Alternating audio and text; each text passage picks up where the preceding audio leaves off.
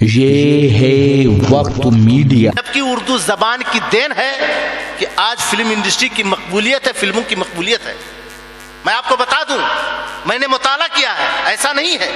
एक फिल्म धर्म अधिकारी आई थी जिसमें हिंदी का बहुत प्रयोग किया गया था, बहुत इस्तेमाल किया था, वो फिल्म पिट गई। जिसमें दिलीप कुमार साहब भी थे, जो है उसमें बहुत सारे नामवर जो है अदाकार थे।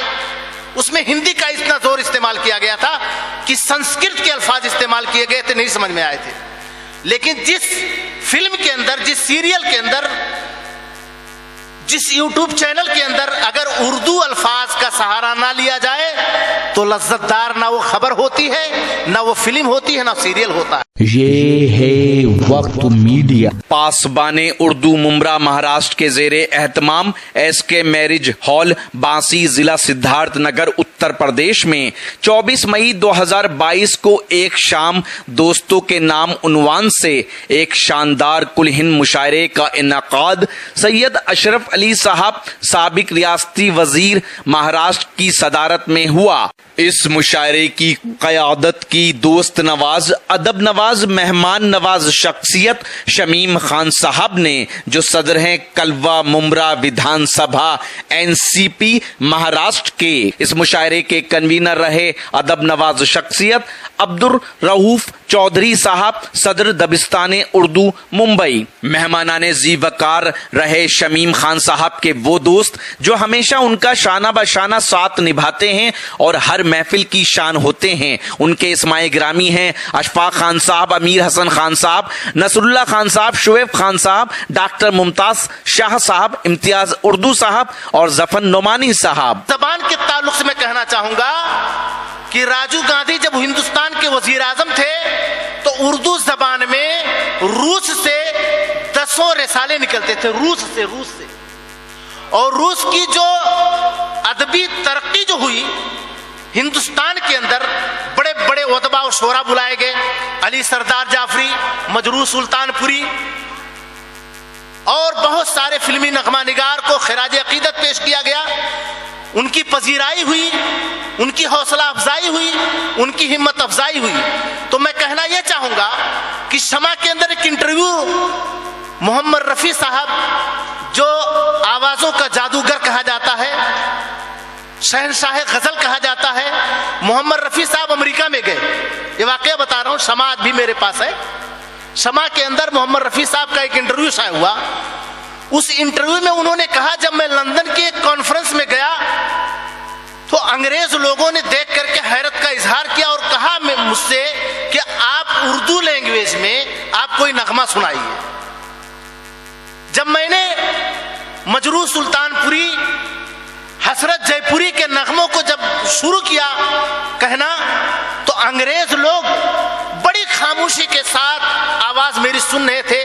उर्दू वो समझ नहीं पाते थे कि क्या कह रहे हैं, लेकिन कैसे कह रहे हैं उसको सुन रहे हैं अंग्रेज। और इतना मशहूर हो रहे हैं, इतना उनके जहनो दिमाग में वो सब बातें बैठ रही हैं कि मारे खुशी के उछल रहे हैं कि मोहम्मद रफी साहब की आवाज जब उनके कानों में टकराई तो एकदम खामोशी छा गई और खामोशी के साथ सुनने लगे। उन्होंने ये कहा, मोहम्मद रफी साहब ने, कि उर्दू जबान की एक कशिश थी, उर्दू जबान की एक जाज़बियत थी, उर्दू जबान की एक देन थी कि मेरी आवाज जो थी ही, लेकिन उर्दू की वजह से अंग्रेज लोग खामोशी के साथ मेरी बातें सुन रहे थे। तो उर्दू जबान के अंदर ये खासियत, ये खुसूसियत है। आज बड़े दुख की बात की जा रही है।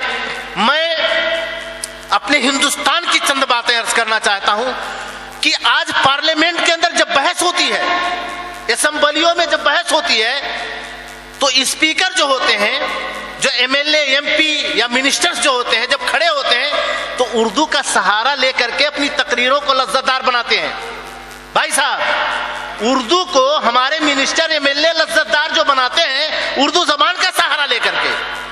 अटल बिहारी वाजपेयी की आप तकरीर सुन लीजिए पार्लियामेंट की, पंडित जवाहरलाल नेहरू के जमाने से लेकर के आज तक वो थे, वो भी आज हानि हो गए। उनकी तकरीरों में कहीं ना कहीं उर्दू जबान के अशार पाए जाते थे। डॉक्टर मनमोहन सिंह के बारे में आपको बता दूं कि हिंदुस्तान के वजीर आजम हुए, फाइनेंस मिनिस्टर हुए, हिंदुस्तान के गवर्नर हुए, जब रिजर्व बैंक का नाम लिखा जाता था नोटों में दस्तखत, डॉक्टर मनमोहन सिंह कुछ दिनों तक थे, बाद में फाइनेंस मिनिस्टर हुए, वजीर मालियात जिसको कहते हैं, वजीर आजम 10 साल तक रहे। वो जो है उर्दू जबान में अपनी तकरीर लिखते थे। आपको मालूम होना चाहिए सामीन को कि उर्दू जबान में तकरीर लिखते थे और उर्दू जबान में ही बोलते थे। एक मर्तबा सुषमा स्वराज साहिबा पार्लियामेंट के अंदर थी सुषमा स्वराज, और डॉक्टर मनमोहन सिंह से उर्दू जबान में जो है उन्होंने कहा, बता ये कारवां कब लुटा, कैसे लुटा। अशार में नोक-झोंक हुई थी। और हमारे इस वक्त के प्राइम मिनिस्टर मिस्टर मोदी साहब भी अगर स्पीच देते हैं तो अपनी तकरीर को लज्जतदार बनाने के लिए उर्दू का सहारा लेते हैं, उर्दू जबान में अशार कहते हैं। और बहुत सारे लोग जो पार्लियामेंट में हैं, उर्दू जबान के बगैर कोई नहीं कुछ कह सकता है। आज फिल्म इंडस्ट्री जो कायम है, फिल्मी दुनिया, बॉलीवुड जिनको हम कहते हैं, अंग्रेजी का इतना भूत सवार है कि बॉलीवुड कहते हैं, उर्दू हिंदी दुनिया उसको कह देते हैं, जबकि उर्दू जबान की देन है कि आज फिल्म इंडस्ट्री की मकबूलियत है, फिल्मों की मकबूलियत है। मैं आपको बता दूं, मैंने मुताला किया है, ऐसा नहीं है। एक फिल्म धर्म अधिकारी आई थी जिसमें हिंदी का बहुत प्रयोग किया गया था, बहुत इस्तेमाल किया था, वो फिल्म पिट गई, जिसमें दिलीप कुमार साहब भी थे, जो है उसमें बहुत सारे नामवर जो है अदाकार थे। उसमें हिंदी का इतना जोर इस्तेमाल किया गया था कि संस्कृत के अल्फाज इस्तेमाल किए गए थे, नहीं समझ में आए थे। लेकिन जिस फिल्म के अंदर, जिस सीरियल के अंदर, जिस यूट्यूब चैनल के अंदर अगर उर्दू अल्फाज का सहारा ना लिया जाए तो लज्जतदार ना वो खबर होती है, ना वो फिल्म होती है, ना सीरियल होता है। आज हमारे लोग, मैं कहना चाहूंगा बेबागे दुहल, पाकिस्तानी सीरियल को हमारे हिंदू हो, मुस्लिम हो, सिख, ईसाई हो, क्यों पसंद करते हैं ज्यादातर? इसकी वजह यह है कि उसके अंदर बीच बीच में अशार पेश किए जाते हैं, लज्जतदार बनाया जाता है। इसमें धर्म मुल्क की बात नहीं कर रहा हूं, मैं उर्दू जबान की बात कर रहा हूं कि हमारे हिंदुस्तान के, चाहे हिंदू हो, मुस्लिम हो, सिख हो, ईसाई हो, आज हमने कई स्टूडेंट लोगों से पूछा, लड़कियों से, लड़कों से, चाहे महाराष्ट्र कॉलेज के हो या कहीं के भी हो, सुमैया कॉलेज के जो भी हो, उन लोगों में जाकर के हम लोगों ने उर्दू जबान पर जब लेक्चर दिया तो पूछा, तो उन लोगों ने वजह ही बताई कि जो जाज़बियत उर्दू जबान के अंदर है, जो सीरियल पाकिस्तान के अंदर है, वो किसी में नहीं है। 25 या 26 एपिसोड होते हैं जो खत्म कर दिए जाते हैं, पसंद आता है। और यहाँ तो 5-5 साल, 6-6 साल, 700 साल सीरियल चलते रहते हैं जो खत्म होने का नाम ही ले लेते हैं। ये बहुत बड़ी दुख की बात है। तो कहने का मतलब ये है कि उर्दू बहुत प्यारी, बहुत शीरी, बहुत मीठी जबान है। इससे कतई इनकार नहीं किया जा सकता है, इससे कतई नहीं गुरेज किया जा सकता है। किसी शायर ने कहा था कि सारे जहां में धूम उर्दू जबान की है, तो पूरी दुनिया में उर्दू जबान की जो गूंज सुनाई देती है। लेकिन अफसोसनाक बात यह है कि आज मौजूदा हुकूमत उर्दू से तासुब, तकनजरी बरत रही है, उर्दू जबान को मिटाया जा रहा है। जहां जहां उर्दू के नाम रखे गए हैं, रोड का नाम, स्टेशन का नाम, या जो है सूबे का नाम, या जब गली का नाम, तो उसको खत्म करके हिंदियाया जा रहा है। मैं हिंदी का दुश्मन नहीं, हिंदी और उर्दू ऐसी है कि जैसे मौसी और माँ का दर्जा हो, जैसे मौसी माँ का दर्जा हो।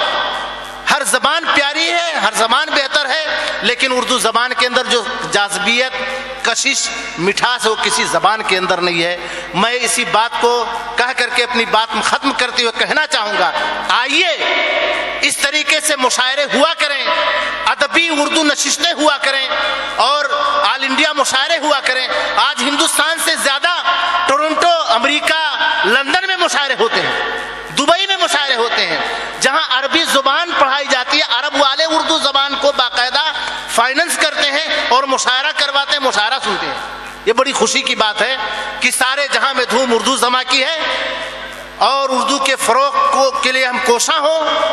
हमारे शमीम खान साहब, हमारे सैयद अली अशरफ साहब, जफर नोमानी साहब और दीगर लोग, शोएब खान साहब, दीगर लोग, मजीद साहब जैसे लोग मौजूद हैं, तो उर्दू जबान का फरोग होता रहेगा इंशाअल्लाह। इसी तरीके से मुशायरे होते रहेंगे, अदबी नशिस्तें होती रहेंगी। मैं इन्हीं बातों, चंद बातों को कहना चाहूंगा। कभी फुर्सत में सुन लेना, कभी फुर्सत में सुन लेना, बड़ी है दास्तां मेरी। खुदा हाफिज। अस्सलाम वालेकुम रहमतुल्लाह। अगर आप अपने दीनी जलसों की कवरेज कराना चाहते हैं या सियासी या समाजी जलसों की कवरेज कराना चाहते हैं या फिर मुशायरे या कवि सम्मेलन की या किसी और प्रोग्राम की, तो हमसे कांटेक्ट कर सकते हैं। हमारा कांटेक्ट और व्हाट्सएप नंबर है 9997640286। आप अपने दोस्त, अपने होस्ट शफीक खान को दीजिए इजाजत।